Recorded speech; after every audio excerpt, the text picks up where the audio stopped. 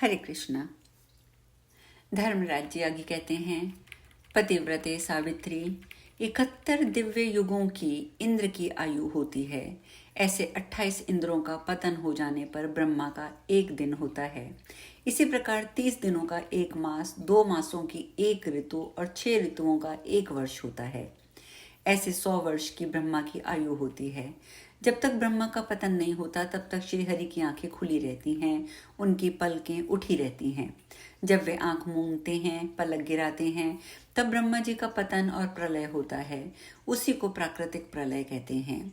उस प्राकृतिक प्रलय के समय संपूर्ण प्राकृत पदार्थ एवं देवता आदि चराचर प्राणी ब्रह्मा में विलीन हो जाते हैं और ब्रह्मा भगवान श्री कृष्ण के नाभिक कमल में लीन हो जाते हैं।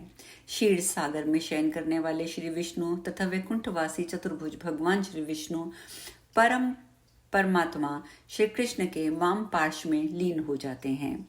रुद्र और भैरव आदि जितने भी शिव के अनुगामी हैं, वे मंगलाधार सनातन ज्ञान स्वरूपा शिव में लीन होते हैं। ज्ञान के अधिष्ठाता भगवान शिव उन परमात्मा महादेव श्री कृष्ण के ज्ञान में विलीन हो जाते हैं। संपूर्ण शक्तियां विष्णु माया दुर्गा में तिरोहित हो जाती हैं। विष्णु माया दुर्गा भगवान श्री विष्णु की बुद्धि में स्थान ग्रहण कर लेती हैं, क्योंकि उनकी बुद्धि ही अधिष्ठात्री देवी हैं।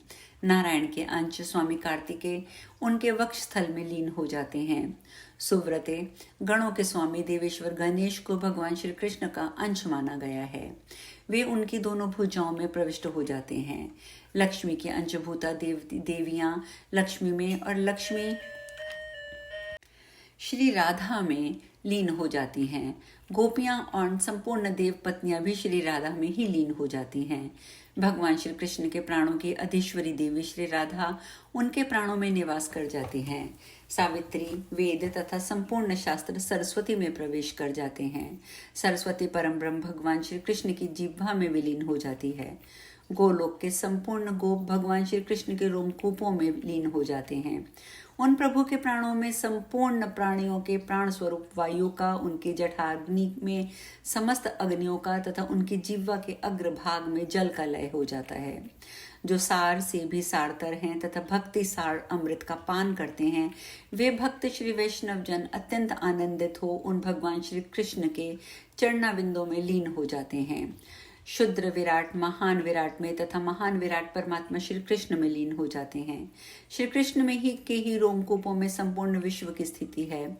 उन्हीं के आंख मीचने पर महाप्रलय होता है तथा उनकी आंखें खुलते ही पुनः सृष्टि का कार्य आरंभ हो जाता है। भगवान की पलक जितनी देर उठी तथा खुली रहती है, उतनी देर तक बंद भी रहती है। दोनों में बराबर समय लगता है।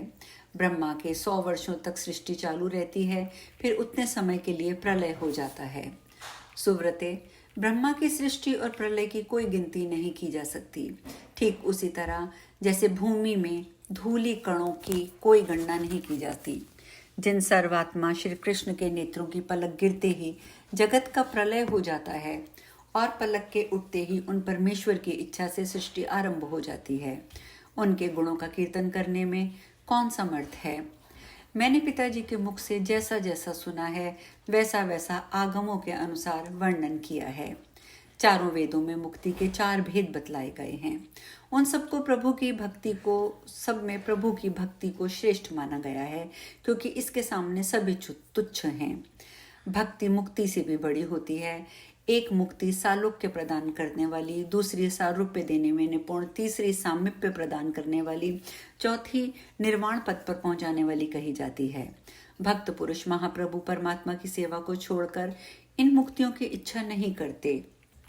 वे सिद्धत्व, अमरत्व और ब्रह्मत्व की भी अवहेलना करते हैं। मुक्ति सेवा रहित होती है। भक्ति में निरंतर सेवा भाव का उत्कर्ष होता रहता है। यही भक्ति और भुक्ति का भेद है। अब निषेक का लक्षण सुनो। विद्वान पुरुष कहते हैं, किए हुए कर्मों का भोग ही निषेक है। उस कर्म भोग या प्रारब्ध का भी खंडन करके कल्याण प्रदान करने वाली श्री कृष्ण की उत्तम सेवा। साध्वी, ये तत्व ज्ञान लोक और वेद का सार है। यह विघ्नों का नाशक तथा शुभदायक है। बेटी, अब तुम सुखपूर्वक अपने घर जाओ। इस प्रकार कहकर सूर्यपुत्र यमराज ने यमराज ने सावित्री के पति सत्यवान को जीवन दान प्रदान करके सावित्री को शुभ आशीर्वाद दिया। तत्पश्चात वहां से जाने के लिए उद्यत हो गए। उन्हें जाते देख सावित्री उनके चरणों में मस्तक झुका दोनों पैर पकड़कर रोने लगी। सच है, सत्पुरुषों का विछोह बड़ा ही दुखदायक होता है। नारद सावित्री को रोती देख कृपा निधान यम भी रो पड़े और मन ही मन संतुष्ट हो वह उनसे इस प्रकार बोले। यम ने कहा, सावित्री, तुम पुण्य क्षेत्र भारतवर्ष में लाख वर्षों तक सुख भोगने के अनंतर भगवान श्री कृष्ण के गोलोक धाम में जाओगी। भद्रे, अब तुम अपने घर जाओ और भगवती सावित्री का व्रत करो। 14 वर्षों तक करने पर यह व्रत नारियों को मोक्ष प्रदान करता है। ज्येष्ठ मास के कृष्ण पक्ष में चतुर्दशी तिथि को यह व्रत करना चाहिए। भाद्रपद मास के शुक्ल पक्ष में अष्टमी तिथि के दिन महालक्ष्मी का शुभ व्रत होता है। यह व्रत 16 वर्षों तक प्रत्येक वर्ष के प्रतिमास के शुक्ल पक्ष में करना चाहिए। जो नारी भक्तिपूर्वक इस व्रत का पालन करती है उसे भगवान श्री हरि का परम पद प्राप्त हो जाता है। प्रत्येक मंगलवार को मंगल प्रदान करने वाली भगवती मंगल चंडिका की पूजा करनी चाहिए। प्रत्येक मास के शुक्ल पक्ष में षष्ठी के दिन मंगल प्रदा भगवती षष्ठी देवसेना की उपासना करने का विधान है। इसी प्रकार आषाढ़ की संक्रांति के अवसर पर संपूर्ण सिद्धि प्रदान करने वाली भगवती मनसा की पूजा होती है। कार्तिक मास के शुक्ल पक्ष की पूर्णिमा तिथि को रासमंडल में विराजमान भगवान श्री कृष्ण की प्राण राधिका श्री राधा जी की उपासना करनी चाहिए और प्रत्येक मास की शुक्ला अष्टमी के दिन दुर्गा तिनाशिनी विष्णु माया भगवती दुर्गा का व्रत करना चाहिए। जो नारी विशुद्ध पतिव्रताओं में नियंत्र आदि में तथा प्रतिमाओं में पति पुत्रवती सती प्रकृति स्वरूपिणी भगवती जगदम्बा की भावना करके धन और संतान की संतति की प्राप्ति के लिए भक्ति पूर्वक पूजा करती है, वह इस लोक में सुख भोग कर अंत में श्री हरि के परम पद को प्राप्त होती है। इस प्रकार कहकर धर्मराज अपने स्थान पर पधार गए। सावित्री भी पतिदेव को लेकर अपने घर लौट गईं। नारद यों सावित्री और सत्यवान दोनों जब घर पर चले आए तब सावित्री ने सत्यवान से तथा अन्य बांधवों से सारा वृतांत कह सुनाया। फिर वर के प्रभाव से सावित्री के पिता क्रमशः 100 पुत्र वाले हो गए। उनके श्वशुर की आंखें ठीक हो गईं, वे अपना राज्य पा गए। सावित्री स्वयं भी बहुत से पुत्रों की जननी बन गई। उन पतिव्रता सावित्री ने पुण्य भूमि भारतवर्ष में अनेकों वर्षों तक सुख भोग किया। तत्पश्चात अपने पति के साथ गोलोक धाम में चली गई। जो सविता की अधिदेवी सवित्र देवताओं के मंत्रों की अधिष्ठात्री तथा वेदों की सावित्री हैं, जननी हैं, वे देवी इन्हीं गुणों के कारण सावित्री कही गई हैं। वत्स, इस प्रकार सावित्री का श्रेष्ठ उपाख्यान तथा प्राणियों के कर्म विपाक ये सब प्रसंग मैंने तुम्हें बता दिए। अब और क्या सुनना चाहते हो? यह सुनकर नारद जी ने कहा, भगवान, मैं धर्मराज और सावित्री के संवाद में निर्गुण निराकार परमात्मा श्री कृष्ण का निर्मल यश सुन चुका। वास्तव में उनके गुणों का कीर्तन मंगलों का भी मंगल है। प्रभु, अब मैं भगवती लक्ष्मी का उपाख्यान सुनना चाहता हूँ। वेदवेत्ताओं में श्रेष्ठ भगवान, सर्वप्रथम भगवती लक्ष्मी की किसने पूजा की, इन देवी का कैसा स्वरूप है और किस मंत्र से इनकी पूजा की जाती है?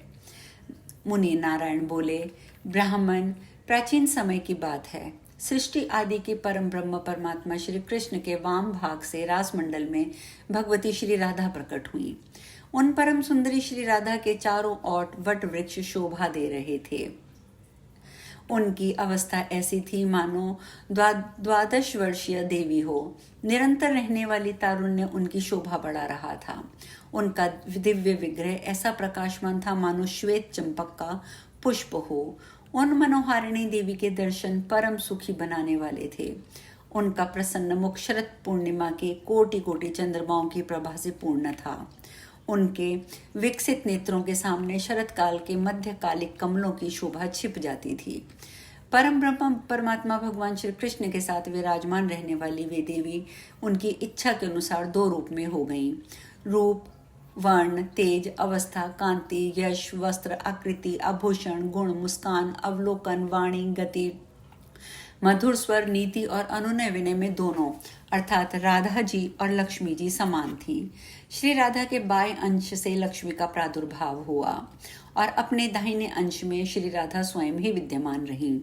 श्री राधा ने प्रथम परात्पर प्रभु द्विभुज भगवान श्री कृष्ण को पति रूप में स्वीकार कर लिया। भगवान का यह विग्रह अत्यंत कामनीय था। महालक्ष्मी ने भी श्री राधा के वर लेने के पश्चात उन्हीं को पति बनाने की इच्छा की। तब भगवान श्री कृष्ण उन्हें गौरव प्रदान करने के विचार से स्वयं दो रूपों में प्रकट हो गए।